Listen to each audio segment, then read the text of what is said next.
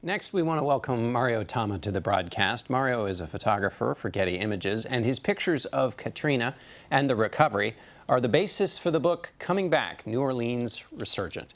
Mario, welcome.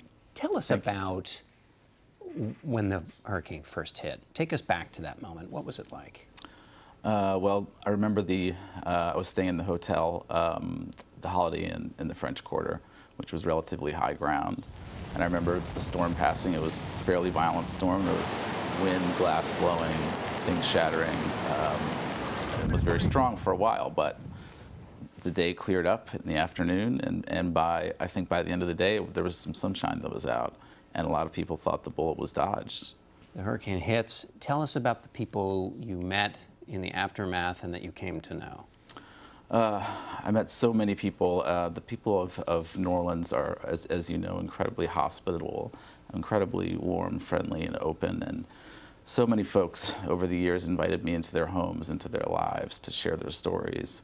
One in particular was Hazard Gillette in the lower 9th Ward. Hazard refused to leave during the storm and even after the storm when the government was trying to evacuate everyone from the lower 9th Ward. He refused to leave his home and basically never left since then.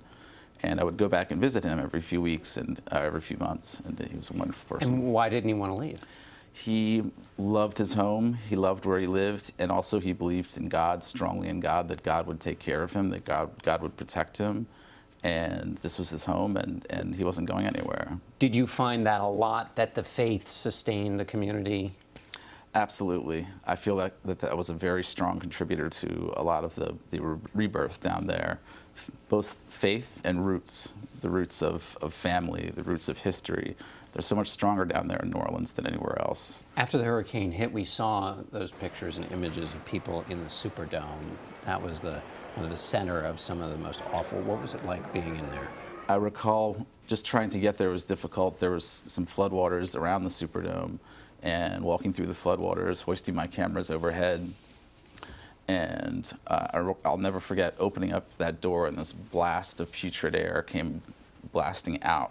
And that smell and that heat was just something I'd never experienced in the U.S. And I remember walking down, looking down into the Superdome, and there was this one piercing ray of light that came through the hole in the roof.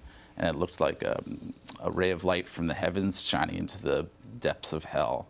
And there were just a few people left on the ground, they'd been there for 4 days now. Hadn't had electricity, hadn't had anything, any supplies given to them. And for this to happen in this epic symbol of American success, the Superdome, it was incredibly shocking. You talk about the symbol of American success. The storm hit people differently if they were rich or poor.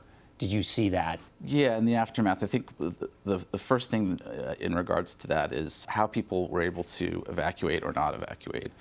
Some 100,000 people in New Orleans did not have access to a vehicle. So the evacuation plan was great for folks that had a vehicle and could get out, but so many people didn't have access, and a lot of the buses that were supposed to come to pick up people to get them out never showed up. So a lot of folks in the poor communities weren't able to get out. And also, of course, the elderly, disabled. That was the biggest problem with the evacuation process. You know, you have kept going back. What have you seen?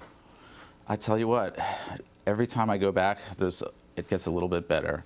There's just an increment that's notched up each time. The last time I was down there, the joy and the spirit and the energy of New Orleans really has recovered, and there's no one that can't deny that. Would you normally have gone back to a big story that you've covered, or is there something special about New Orleans that drew you back?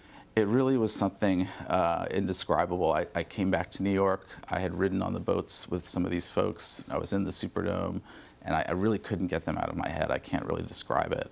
And I just felt like I had to go back down there and see what was happening and see if folks were coming back. And every time I went down and I started to see the same people and see the spirit rebuilding, it was infectious. And you just wanted to document this time in American history, this incredible attempt at renewal and rebirth. You've also covered, you've been to Iraq and Afghanistan and covered those stories. similarities, differences? The most similar thing that I can remember is when the cavalry finally arrived. The American DoD came in, I think 4 days, 5 days later, started doing airdrops, started doing helicopter rescues, and you had helicopters flying all over the city, landing on highways, picking up people off highways. That reminded me of Iraq. It looked like Iraq, or it looked like old photos I had seen of Vietnam. In those first few days, when there was no relief, no supplies coming in, when people basically, it felt like a failed state for a few days. So in those ways, it reminded me of Afghanistan a bit. And do you think if this happened again, what would the reaction be like in New Orleans? I think they'll be a lot more prepared this time. I think it seems like there'll be a lot more coordination between agencies, and I think people will take it a lot more seriously. But it's so hard to imagine that happening again, God forbid. Unfortunately, history suggests it probably will sooner or later. All right, Mario Tama, thanks so much for being with us. Thank you, John. My pleasure.